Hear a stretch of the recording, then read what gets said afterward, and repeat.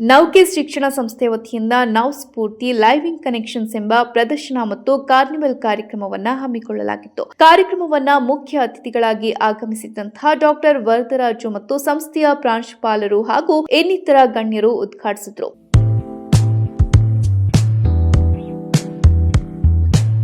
ಈ ಒಂದು ಕಾರ್ಯಕ್ರಮದಲ್ಲಿ ವಿದ್ಯಾರ್ಥಿಗಳು ತಯಾರಿಸಿದಂತಹ ವಿವಿಧ ಮಾದರಿಯ ಮಾಡೆಲ್ಸ್ಗಳನ್ನು ಪ್ರದರ್ಶನಕ್ಕೆ ಇಡಲಾಗಿತ್ತು. ಇದಲ್ಲದೆ ವಿದ್ಯಾರ್ಥಿಗಳು ಮತ್ತು ಪೋಷಕರಿಗಾಗಿ ಸಂಸ್ಥೆ ವತಿಯಿಂದ ವಿವಿಧ ಚಟುವಟಿಕೆಗಳನ್ನು ಕೂಡ ಏರ್ಪಡಿಸಲಾಗಿತ್ತು.